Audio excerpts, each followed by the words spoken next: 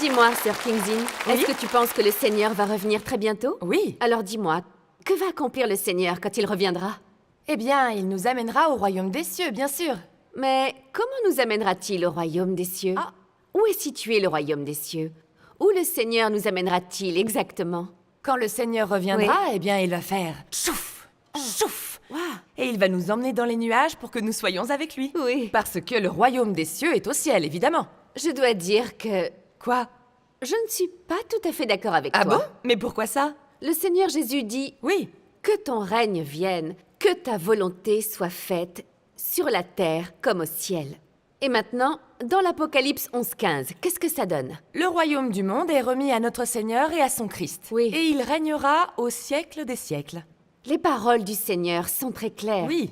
Elles nous expliquent que le royaume de Dieu sera établi sur terre. Oui. Dis-moi, est-ce que tu crois que ce que Dieu dit va se réaliser? Eh bien oui, bien sûr, absolument.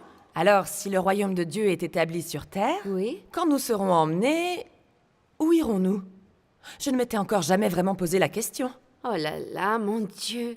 Comment est-ce que tu peux négliger une question aussi importante? Qu'est-ce qu'il y a? Ah, tu fais l'impasse sur quelque chose de vraiment important. Sur quoi est-ce que je fais l'impasse et qui est si important? Eh bien- je peux compter sur le Seigneur. Ah. Je sais qu'il ne m'abandonnera pas. Tu regardes toujours le ciel et tu attends que le Seigneur descende des nuages. Oui. Et puis, tchouf, qu'il t'élève dans les nuées pour que tu sois avec lui. Oui, alors? Mais quand ils annoncent au milieu de la nuit que l'époux est venu, si tu ne vas pas l'accueillir et que tu manques ta chance d'être emmené dans le royaume des cieux, tu ne fais pas l'impasse sur quelque chose d'important? C'est vrai que vu comme ça, je suppose que tu as raison. En ce moment, le monde religieux tout entier rêve d'être emmené dans le royaume des cieux. Oui. Et je crois que tu fais partie des rares personnes à bien le comprendre. Ah. Alors dis-moi, comment Oui? le Seigneur viendra-t-il? Quelle est l'œuvre qu'il va accomplir? Le Seigneur Jésus nous l'a déjà dit très clairement. Très clairement? Tiens, écoute bien. Oui. Voici, je me tiens à la porte et je frappe. Si quelqu'un entend ma voix et ouvre la porte, j'entrerai chez lui, je souperai avec lui et lui avec moi. Que veut dire souper avec lui? Ça veut dire lire la parole de Dieu, entendre sa voix et accepter toute la vérité qu'il a exprimée dans les derniers jours. Mais y a-t-il un fondement biblique à ça? Oui, absolument. Le Seigneur Jésus dit « J'ai encore beaucoup de choses à vous dire, mais vous ne pouvez pas les porter maintenant. Quand le Consolateur sera venu, l'Esprit de vérité, il vous conduira dans toute la vérité. » Waouh, le Seigneur nous a vraiment dit ça? Oui, et puis, dans l'Apocalypse 2:7, il est écrit Que celui qui a des oreilles entende ce que l'Esprit dit aux églises. et la première épître de Pierre 4:17 dit Car c'est le moment où le jugement va commencer par la maison de Dieu. c'est très clair d'après ces prophéties. Oui. Le Seigneur reviendra dans les derniers jours pour exprimer la vérité et accomplir l'œuvre du jugement. Waouh. Tu y crois, toi? Quand tu le dis comme ça, je dirais que oui. Alors laisse-moi t'annoncer une bonne nouvelle. D'accord? Le Seigneur Jésus est déjà revenu. Il est revenu? Oui, il est revenu comme Dieu Tout-Puissant pour dire la vérité et accomplir l'œuvre du jugement dans les derniers jours. Oui. Si nous acceptons le jugement des paroles de Dieu, que nous nous libérons de l'esclavage du péché et mais- sommes purifiés, nous serons aptes à entrer dans le royaume des cieux Attends, et obtenir... une seconde. Tu parles de nous? Oui, De nous? bah oui, Accepter jugement et purification pour entrer au royaume des cieux. oui. Oh mais non, c'est pas possible. Et pourquoi? En mettant notre foi dans le Seigneur, nos péchés ont déjà été pardonnés et nous avons été sauvés. Oui. Quand le Seigneur viendra, nous serons emmenés directement dans le royaume des cieux. Nous n'avons pas besoin d'être jugés par Dieu. Tout est prêt. Maintenant, tout ce qu'il nous faut... C'est un peu de chance? Non, c'est être emmené. Ah oui. Mais je dois dire que... Quoi? Je ne suis toujours pas tout à fait d'accord avec toi. Et pourquoi ça? Penses-tu qu'une personne Oui? pardonnée va directement au royaume des cieux? Eh bien oui. Le Seigneur Jésus a-t-il dit ça? Est-ce que le Saint-Esprit a dit ça? Eh bien non, ils n'ont pas dit ça. Alors, tu vois ce que je veux Eh dire? Quoi? Mais s'il te plaît, écoute bien ce que Paul a dit. Oui? Il n'y a donc maintenant aucune condamnation pour ceux qui sont en Jésus-Christ. Est-ce que cela ne veut pas dire que si on a foi dans le Seigneur et que nos péchés sont pardonnés, on n'est pas condamné? Ah. Et le Seigneur nous amènera directement au royaume des cieux? Dis-moi qui est le Seigneur, Paul ou le Seigneur Jésus? Bien sûr, c'est le Seigneur Jésus qui est le Seigneur. Et qui règne sur le royaume des cieux? Le Seigneur Jésus ou bien est-ce que c'est Paul? C'est évident, le Seigneur Jésus règne sur le royaume. On est admis au royaume des cieux sur la base de ce que dit le Seigneur ou de ce que dit Paul? Eh bien évidemment, sur la base... Oui? Bien sûr, sur la base des paroles du Seigneur Jésus. Alors tu vois ce que je veux dire? Le Seigneur n'a jamais dit que ceux dont les péchés sont pardonnés peuvent entrer directement dans le royaume des cieux. Mais Alors tu ne penses pas que c'est juste un produit de nos notions et imaginations? nos notions et imagination. Absolument. Regarde. Oui. Si on a la foi dans le Seigneur, tous nos péchés sont pardonnés. Mais on continue à pécher et on est incapable de suivre les paroles du Seigneur. Alors, est-ce que je n'ai pas raison?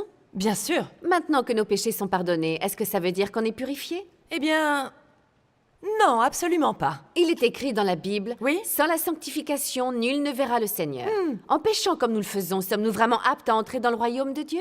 Donc, selon ta logique, on ne peut pas y entrer directement parce que nos péchés ont été pardonnés? Exactement.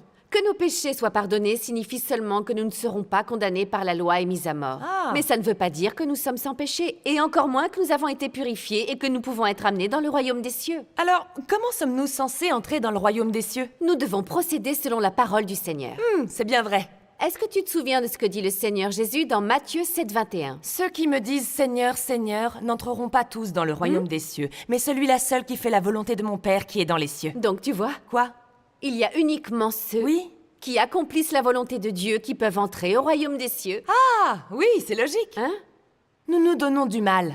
Nous diffusons l'évangile partout et créons des églises. Nous travaillons, nous nous privons et nous dépensons au nom du Ah oui. Seigneur. N'est-ce pas là accomplir la volonté Eh bien, de Dieu? elle ne manque pas d'assurance. Je dois dire que... Je ne suis pas tout à fait d'accord avec toi. Elle m'imite. Cette fois, qu'est-ce qui n'allait pas dans ce que j'ai dit? J'ai une question pour toi. Oui? À leur époque, les pharisiens n'ont-ils pas voyagé loin pour répandre l'évangile et faire leur travail? En effet. Mais qu'ont-ils fait quand le Seigneur est apparu pour accomplir son œuvre? Eh bien, les pharisiens l'ont arrêté, ils l'ont cloué sur la croix. Alors est-ce qu'ils accomplissaient la volonté de Dieu? Certainement pas, ils résistaient au Seigneur. Voilà. Tout ne peut pas être considéré comme accomplir la volonté de Dieu. Que veux-tu dire par là? Accomplir la volonté de Dieu, cela signifie pratiquer sa parole et lui obéir. D'accord. Vivre selon sa parole, quelles que soient les circonstances, et ne plus pécher ni résister à Dieu. Alors selon ces normes, on accomplit sa volonté? Eh bien, si tu veux dire pratiquer la parole de Dieu, se soumettre à lui, vivre selon ça... je suppose que non. Ah, Sir Kingsin, tu sais ce que nous sommes? Quoi? Des croyantes de longue date qui font le bien jour après jour, mais qui malgré tout sont toujours remplies de péchés. Mais- Nous avons beaucoup souffert et avons été mises en Oui. prison, mais tout cela pour des bénédictions. C'est Pour vrai. le profit, pour donner le change, nous mentons et trichons. Dans l'adversité et les épreuves, nous comprenons mal Dieu. Nous le tenons responsable, nous nous éloignons de lui et le trahissons. Accomplissons-nous vraiment la volonté de Dieu? C'est comme porter une robe faite de photos du diable. Oui. Oh là là là là là là! Nous sommes totalement recouvertes de Oh mon péché. Dieu. Ce n'est vraiment pas accomplir la volonté de Dieu, ça c'est sûr. Oui. Mais attends, il y a encore pire que ça. Quoi? Alors que le Seigneur est venu accomplir l'œuvre du jugement, Oui. beaucoup de gens ne font pas de recherche. Ils condamnent et résistent au Seigneur sur la base de leurs notions et imaginations. De telles personnes peuvent-elles entrer dans le royaume de Dieu? Je me demande... Nous Oui. prions chaque jour le Seigneur pour confesser nos péchés. Nous confesser et pécher, pécher et nous confesser, incapables d'arrêter malgré tous nos efforts. Oui, certes. Pourquoi ne pouvons-nous pas échapper à la servitude du péché, hein? Ah, tout se résume à une seule chose. Et qu'est-ce que c'est? Nous avons été trop corrompus par Satan. Et nous avons des natures pécheresses qui résistent à Dieu. Des natures pécheresses? Oui. Prenons par exemple l'arrogance, Oui. la suffisance, la malice, l'égoïsme et la cupidité. Ah. Qui peut résoudre ces tempéraments sataniques en ne faisant que simplement réprimer la chair? Oh non. Quoi? Ça ne va pas du tout. Quoi donc? Alors il n'y a pas d'espoir pour nous, qu'allons-nous faire? L'œuvre de jugement de Dieu Tout-Puissant peut résoudre tout ça. Vraiment? Je vais te lire un passage de la parole de Dieu Tout-Puissant. D'accord, je t'écoute. Dieu Tout-Puissant dit « Bien que Jésus ait abattu une œuvre immense parmi les hommes, il n'a fait que parachever la rédemption de toute l'humanité et est devenu le sacrifice d'expiation de l'homme et il n'a pas débarrassé l'homme de tout son tempérament corrompu. Ah. Pour sauver entièrement l'homme de l'influence de Satan, il n'a pas suffi que Jésus se livre en sacrifice d'expiation pour les péchés des hommes, mais il a fallu également que Dieu s'emploie davantage à débarrasser totalement l'homme de son tempérament qui avait été corrompu par Satan. Dieu doit accomplir une œuvre encore plus Oui. grande, purger complètement l'homme de son tempérament satanique. C'est exact, et ce n'est pas tout. Ah. Écoute bien, Oui, d'accord. il faut que tu comprennes. Oui, oui, d'accord, je vais le lire.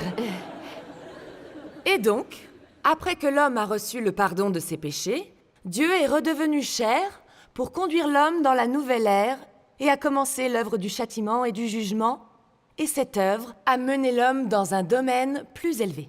Tous ceux qui se soumettent à sa domination jouiront d'une vérité supérieure et recevront de bien meilleures bénédictions. Ils vivront véritablement dans la lumière et gagneront la vérité, le chemin et la vie. Amen. Ah, Donc le Seigneur Jésus a seulement accompli l'œuvre de rédemption pour pardonner à l'homme ses péchés. Oui. Mais maintenant que Dieu Tout-Puissant est venu, on peut se débarrasser de nos tempéraments sataniques. C'est exact, tu as tout compris. Ah.